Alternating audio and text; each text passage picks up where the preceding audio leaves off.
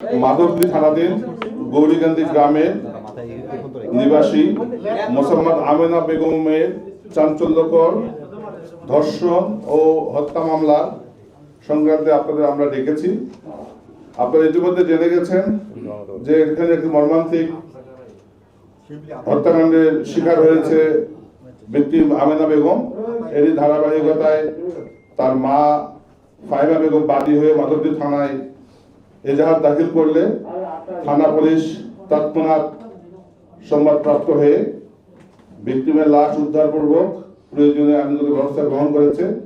শ্রদ্ধা তৈরি সহ মৃতার লাশের পোস্টমর্টম সম্পন্ন হয়েছে এবং বিধি মোতাবেক তার পরিবারের কাছে হস্তান্তর করা হলে তাকে দাফন করা হয়। এজাহার প্রাপ্তির সাপেক্ষে এজাহারের নাম ছিল 9 জন আসামি। এর সাথে ধর্ষণ এবং খুনের সাথে জড়িত ছিল 4 জন। এছাড়াও এই ঘটনাকে কেন্দ্র করে সালিশ বৈঠকে জড়িত ছিল আরো 5 জন। টোটাল 9 জন আসামি নাম এজাহারভুক্ত ছিল। তাদের মধ্যে আমরা 4 জন ধর্ষণকারীকেই গ্রেপ্তার করতে নরসিংদী জেলা পুলিশ সক্ষম হয়। পাশাপাশি যারা সালিশ করেছিল তাদের মধ্যে আমরা 3 জনকে ইতিমধ্যে গ্রেপ্তার করেছি। অর্থাৎ ধর্ষণ এবং খুন সহ সালিশ যারা করেছে মোট আসামি ছিল 9 জন। তার মধ্যে আমরা 7 জনকে গ্রেপ্তার করতে সক্ষম হয়েছি। এ বিষয়ে আমরা তদন্ত অব্যাহত রেখেছি। খুনের মোটিভ সহ অপরাপর কোনো ঘটনা থাকলে সে বিষয়ে উদ্ঘাটনের জন্য জেলা পুলিশ নরসিংদী কাজ করে যাচ্ছে।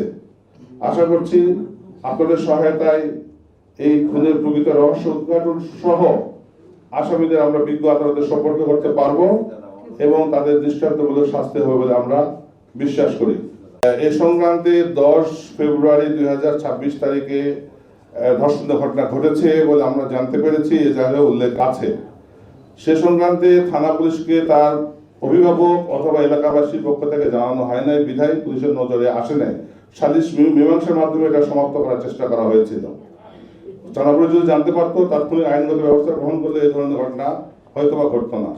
আমরা মেডিকেল রিপোর্ট পেলে আমরা নিশ্চিত হব যে ধর্ষণ সহ খুন হয়েছে কিনা। মেডিকেল রিপোর্ট প্রাপ্তির সাপেক্ষে আমরা এই বিষয়ে আইনগত ব্যবস্থা গ্রহণ করবো। এর সাথে যারা জড়িত ছিল তাদের বিষয়ে আমরা মামলায় নিয়ে এসে তাদের বিরুদ্ধে আমরা অভিযোগপত্র দেই। আপাত দৃষ্টিতে আমাদের মনে হয়েছে যে 4 জন যে তাদের নাম এজাহার দিয়েছে এদেরকে আমরা সাসপেক্ট হিসেবে ধরেছি। তদন্ত সাপেক্ষে বলা যাবে তারা আসলে এরাই ছিল না আরো কেউ সাথে ইনভলভ ছিল।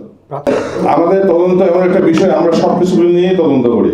আমরা কোনো কিছুকে ছাড় দিয়ে দেখি না। আমরা সব সাইড দেখে তদন্ত করব এবং যদি উঠে আসে সে যেই হোক আমরা তার বিরুদ্ধে আইনগত ব্যবস্থা নেব।